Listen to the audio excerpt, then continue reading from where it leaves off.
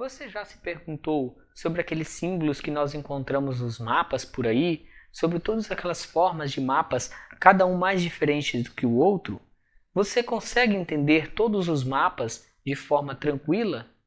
Se você não consegue, se liga aí que hoje o nosso assunto são os mapas temáticos. Professor Luciano com vocês e esse é o canal Latitude 10.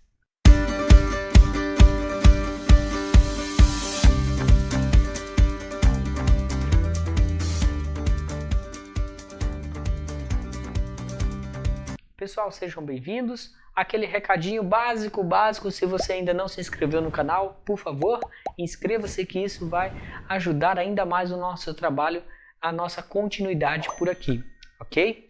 Hoje, como vocês já sabem, nós vamos falar sobre cartografia temática, mais precisamente os mapas temáticos. Professor Luciano, o que são mapas temáticos? Bom, em via de regra, mapas temáticos são aqueles mapas que apresentam tema, né? Esses mapas que possuem um tema. Todo mapa tem alguns critérios para ser desenvolvido. Para os mapas temáticos, nós precisamos adotar alguns desses critérios. Um deles é: o mapa tem que possuir título, ele tem que possuir legenda, ele tem que possuir escala, ele tem que possuir orientação. O mapa ele tem que ser dotado de vários instrumentos para que o leitor, a pessoa que vai observar os fenômenos ali naquele mapa, consiga saber o que, quando e onde. Isso é muito importante para que os mapas tenham uma linguagem simples. Por exemplo, não é muito estranho quando você pega um mapa sobre migrações no Brasil e ele está sem data? Os mapas de migrações precisam ter datas porque eu preciso entender o que migrações, quando a data e onde Brasil. Eu preciso ter esses elementos fundamentais para compreender o fenômeno. Para tanto, nós temos algumas maneiras de classificar essas representações. Vários autores utilizam várias formas de distribuição, de diferenciação dessas representações. Nós temos as qualitativas, as ordenadas e as quantitativas.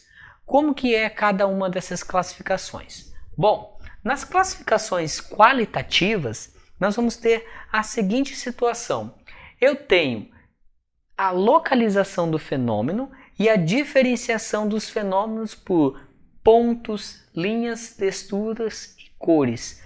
Como que funciona isso na prática? Um exemplo. Por exemplo, a indústria e a mineração na América do Sul. Eu posso mostrar os diferentes tipos de indústria e de mineração com figuras, com pontos, diferenciando um do outro, para facilitar a visualização. E eu tenho também por cores e texturas. Quando não se pode usar cores, utilizamos as texturas, só que muito cuidado, nenhuma das texturas devem ter uma coloração mais escurecida que a outra. Elas podem ser diferentes, já que eu quero diferenciar o fenômeno, mas elas têm que ter a mesma tonalidade de cor para não dar um sentido de ordenada, por exemplo. Tá? Então, as cores, geralmente eu uso cores diferentes para facilitar. Exemplo, mapa político do Brasil. Eu represento o estado do Amazonas de rosa, o estado de São Paulo de vermelho, o estado de Rondônia de azul e assim por diante. Eu faço essa diferenciação, eu faço essa classificação qualitativa dos fenômenos no mapa. Para isso serve esse modelo de classificação. Nós temos também as representações ordenadas. Como que funcionam as representações ordenadas? Elas seguem uma ordem, seja por pontos, por linhas, por texturas ou cores. Um exemplo clássico da classificação ordenada, eu tenho, por exemplo, o mapa de densidade demográfica do Brasil ou de qualquer outro ponto. Eu vou ter do mais claro para o mais escuro. Quanto mais claro eu tenho, menos pessoas naquela área. Quanto mais escuro, significa dizer que aquela área é uma área mais densamente ocupada. Então, eu vou ter aí um critério de ordenadas, um critério de ordem. do mais claro para o mais escuro.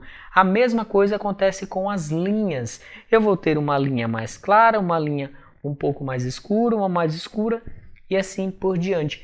Esse é o sistema de ordenadas, tanto por pontos, linhas, texturas e cores. Qual que é a diferença, professor, de se usar texturas e cores? Por exemplo, eu, professor de geografia, vou fazer uma prova e eu preciso de um mapa para imprimir e na prova impressa. Eu não tenho como imprimir a prova colorida, então geralmente eu utilizo um mapa com texturas ao invés de um mapa com cores para facilitar a visualização daquele fenômeno. As representações quantitativas, como que funcionam? Essa é a mais simples de se entender e de se observar. Elas funcionam de acordo com a proporcionalidade, círculos proporcionais. Geralmente se utilizam figuras geométricas nessa representação. Essa representação é muito utilizada para dados econômicos, ela é muito utilizada para representar um fenômeno de caráter quantitativo, por exemplo, o número de habitantes nas cidades mais populosas do Brasil, a hierarquia, urbana do Brasil. Eu posso utilizar justamente esse modelo de representação quantitativa, que pode ser por círculos, triângulos, quadrados ou linhas. Eu posso utilizar em linhas, com linhas mais espessas e menos espessas. Eu tenho também alguns outros mapas que nós podemos chamar de dinâmicos, que são os mapas que nós utilizamos fluxos. O que são esses fluxos? Geralmente fluxos de informação, circulação de pessoas, fluxos de migração, fluxos de moeda, de capital, fluxos de navios. Então, esses são os mapas de fluxos, os mapas dinâmicos também dentro da cartografia temática. Nós podemos encontrar esse tipo de representação. É muito comum, muito usual nos dias atuais. Outra forma de representação que nós temos são as anamorfoses. O que são as anamorfoses? Anamorfoses elas não são consideradas mapas, porque elas distorcem as áreas e não há como calcular a escala. Para que eu utilizo a anamorfose? Bom, por exemplo, nós temos aí o exemplo do Mapa Mundi. Nós observamos que a Índia e a China estão densamente distorcidas. Por quê? Porque tem uma quantidade muito maior de população do que outros países. Quando nós observamos, por exemplo, o Canadá quase desapareceu. Por quê? Porque a quantidade de habitantes não é muito grande. Então eu utilizo o fenômeno que eu quero representar dentro da área dos países, mas eu extrapolo para mostrar o quanto aquele país é tão grande naquilo ou tão pequeno.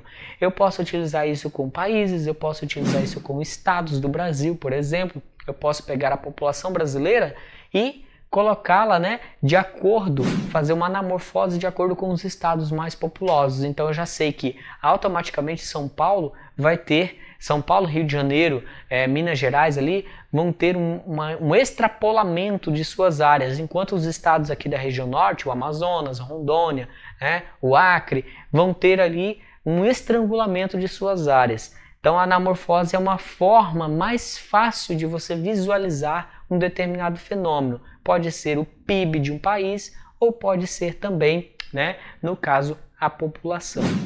Pessoal, muito obrigado por terem acompanhado até aqui. Isso foi um pouquinho sobre mapas temáticos, a cartografia temática. Agradeço por a paciência de vocês, por ficarem aqui conosco. E se você ainda não se inscreveu no canal, se inscreva e contribui ainda mais com o nosso trabalho. Meninos do Alejandro, muito obrigado.